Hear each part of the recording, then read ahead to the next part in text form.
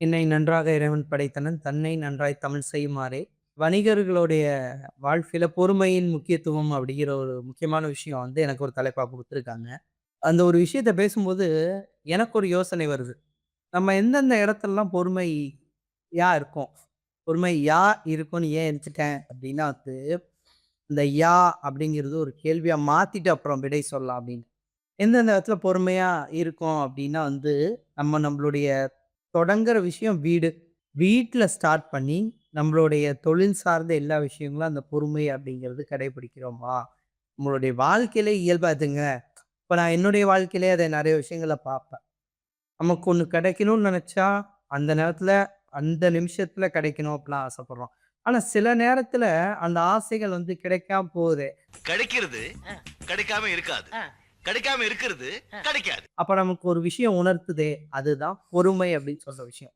இது வணிகத்துல ஏன் ரொம்ப முக்கியமா வேணும் அப்படின்னா, சொல்லுவாங்கல்ல, ஒவ்வொரு கஸ்டமர்ஸ் வந்து டிஃபரண்ட் டைப்ஸ் ஆஃப் கஸ்டமர்ஸ நீங்க வந்து சந்திப்பீங்க. இந்த ஒரு வியாபாரம் செய்றீங்கன்னா, ஒருத்தர் இயல்பா வந்து, "ஏங்க இந்த விஷயம் இருக்கா?" இயல்பா கேட்பார்.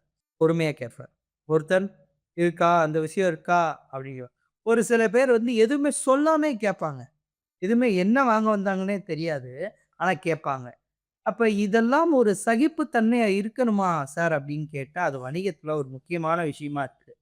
நீங்க எந்த தொழில் செய்றவங்கள வேணாலும் பாருங்களேன். இப்ப வணிகர்கள்லாம் இத மக்கள் கொஞ்சம் புரிஞ்சுக்கணும். நெறைய இடங்கள்ல வணிகர்கள நம்ம வந்து கோவப்படுத்துறோம். அதே மாரி இத ஒரு டயலாகா வச்சுக்கிறாய்ங்க. எந்த இடத்துக்கு போனாலும் மக்கள் சில பேர் பண்றீங்க.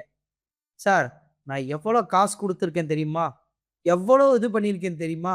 நீங்க இது பண்ணணும், அது பண்ணணும்." அப்படின்னு அந்த வணிகர்கள போட்டு கொன்னு குலைக்கிறீங்க. ஆனா இப்படி இல்லாம, ஒரு எக்ஸாம்பிள் ஒரு டிரைவர் எடுத்துக்கங்களேன். வண்டி ஓட்டிட்டு இருப்பாரு.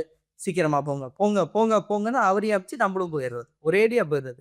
இப்ப இது மாரி நெறைய இடங்கள்ல ஒரு கடைக்கு துணி வாங்க போனீங்கன்னா, துணிய எடுத்து வெட்டிக்கிட்டு இருப்பாரு. "ரொம்ப நல்லா வெட்டுங்க, நல்லா வெட்டுங்கன்னு" அது கோணையா வெட்டிட்டாருன்னு வச்சுக்கங்க. "என்னங்க சரியா இல்ல?" அப்படின்னு கேட்கறது. இப்ப நம்பளே அந்த தப்ப வந்து ஏற்படுத்துறோம். எப்படி ஏற்படுத்துறோம்? நாம பொறுமை இழந்துர்றோம். ஆப்போசிட்ல இருக்கக்கூடிய அந்த வணிகம் செய்றவங்களையும் பொறுமை இழக்க வச்சுர்றோம். இத வணிகர்களும் சில நேரத்துல செய்றீங்க. எப்படின்னா, சில கஸ்டமர்ஸ் வந்து கொஞ்சம் வந்து இதா வராங்கன்னு வச்சுக்கங்க, டென்ஷனா வராங்கன்னு வச்சுக்கங்க. இயல்பா நீங்க 4 வார்த்தை பேசுங்கன்னு சொன்னேன். அப்ப நீங்களும் சில நேரத்துல டென்ஷனா இருந்தீங்கன்னா, இயல்புல கோவத்துல சில கடையிலலாம் நான் போய் பார்த்துருக்கேங்க. ஓனர்ஸ் எல்லாம் இருப்பாங்க. சில பேர சொல்றேன். பார்க்கும்பொழுது எடுத்தோனே ஒரு பில்லே வாங்குனாங்கன்னு வச்சுக்கங்க.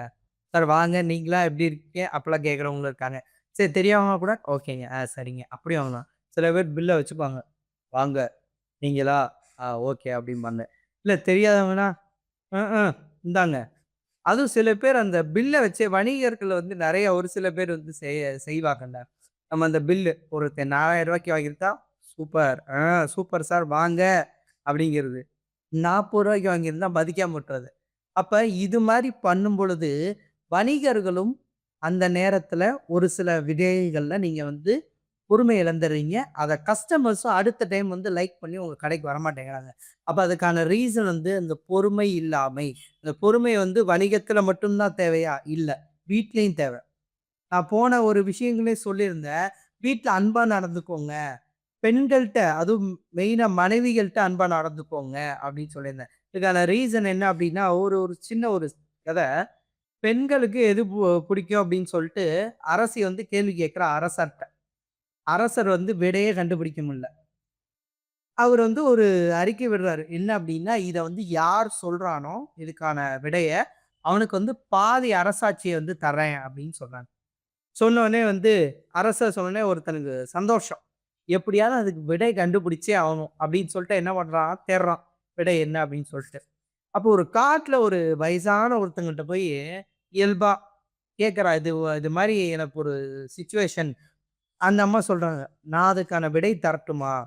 அப்படின்னோனே, "சரி தாங்க." "தந்தா நீ எனக்கு என்ன பண்ணுவ?" "நீ என்ன கேட்டாலும் தரேன்." அந்த காலத்துலலாம் சொன்னா செஞ்சுருவாங்க. இப்பல்லாம் நெறைய பேர் சாமி மேல சத்தியம் பண்ணுவான். ஆனா, அடுத்த நாள் வந்து சொல்லுவாங்கல்ல, "சத்தியெல்லாம் சர்க்கரை பொங்கல் மாரி" இந்த சின்ன குழந்தைங்க சொல்ற மாரி அப்படியே ஆயிப்போச்சு. ஆனா, அன்னைக்கெல்லாம் ஒரு விஷயம் வாக்கு குடுத்தாங்கன்னா, அத தவற மாட்டாங்க. அவங்க என்ன பண்றாங்க, அந்த லேடி வந்து ஒரு ஆன்ஸர் குடுக்குறாங்க. இது வணிகர்கள் எல்லாரும் புரிஞ்சுக்கணும். ஒரு பெண்ணுக்கு எது பிடிக்கும்? இதுதான் கொஸ்டின். ஆன்ஸர். அவள் சம்பந்தப்பட்ட முடிவை அவளே எப்போது எடுத்துக் கொள்கிறாளோ, அப்போதுதான் ஒரு பெண் உச்சபட்ச மகிழ்ச்சியை அடைகிறாள். தூய தமிழ்ல சொல்லட்டும்னா, அவங்க சம்பந்தப்பட்ட முடிவ அவங்கள்ட்டயே விட்டுறணும் அப்படின்னு நெனைப்பாங்க. இதுதான் பெண்கள வந்து அதிகமா சந்தோஷப்படுத்துற விஷயம். இப்ப நெறைய ஆண்கள வந்து இன்ட்ரஸ்டிங்கா இந்த விஷயத்த கவனிப்பீங்க. இந்த வார்த்தைய சொன்னோனே. அப்ப இப்ப ஃபைனல் கிளைமாக்ஸ் இது இல்ல. ஆன்ஸர் கிடைச்சிருச்சு. அப்ப வந்து அந்த அரசன்ட்ட போய் சொல்லிர்றான். அரசன் வந்து அவனுக்கு பாதி அரசாட்சிய குடுத்துர்றாங்க. அவன் வந்து அரசன் ஆயிடுறான். இப்ப அந்த கிழவி, அந்த வயசானவங்க ஆன்ஸர் குடுத்தாங்கல்ல, அவங்க என்ன பண்றாங்க, நேர்ல வராங்க. "நீ எனக்கு வரம் தரேன்னு சொன்னியே, அந்த வரத்த தரியா?" அப்படின்னு சொல்லி கேட்கறாங்க. "என்ன வரம் வேணும்? நீ என்ன கல்யாணம் பண்ணிக்கோ." அவரு அந்த இப்பதான் அரசாட்சி வாங்கினவன் கேட்கிறான். "நான் சின்ன வயசு பையன், நீ வயசானவ. நான் எப்படி கல்யாணம் பண்ணிக்கிறது?" "இல்ல, உனக்கு ஒரு ஆப்ஷன் உண்டு. என்ன அப்படின்னா, நான் வந்து பகல்ல வந்து ராஜகுமாரி மாரி இளமையான தோற்றத்தையும், இரவுல முதியவளா இருப்பேன். அல்லது பகல்ல முதியவளா இருப்பேன், இரவுல ராஜகுமாரி மாரி இருப்பேன். உனக்கு எந்த" சொல்லுவாங்கல்ல, "சூஸ் த பெஸ்ட் ஆன்ஸர்." உனக்கு எந்த ஆப்ஷன் வேணும்? அவன் சொன்ன ஆன்ஸர் தான் ஹைலைட்டு. நீங்களும் வணிகர்களும் இத ஃபாலோ பண்ணணும். அதுக்காக இத சொல்றேன். நீங்க உங்க மனைவிய கேட்கறாங்க. எதுங்க நான் இது பண்றோம்னா, "உன் சம்பந்தப்பட்ட முடிவை நீயே எடுத்துக்கொள்" அப்படிங்கிறான். உடனே அந்த கிளவி வந்து நம்ம சொன்னத உடனே ஒரு ஆண்மகன் ஃபாலோ பண்றான். நம்ம சம்பந்தப்பட்ட முடிவ நம்மட்டயே தரான் அப்படின்னு சொல்லி, நான் வந்து முழுவதுமாக குமரியாக இருப்பேன் அப்படின்னு சொல்லி அவங்க மணந்துக்கிறாங்க. இது ஒரு சின்ன விஷயம் தான். இப்ப யாரா இருந்தாலும் உங்களுடைய அந்த சக பெண் வேலை பார்க்கிறவரா இருந்தாலும் சரி, மனைவியா இருந்தாலும் சரி, அவங்களுக்கு சக மரியாதை குடுத்து, அவங்க சம்மந்தப்பட்ட முடிவ அவங்களே எடுத்துக்க சொல்லி, இது ஒரு முக்கியமான யுக்தியா நான் வந்து பார்க்குறேன். இத நீங்களும் தெரிஞ்சுக்கணும். நன்றி, வணக்கம்.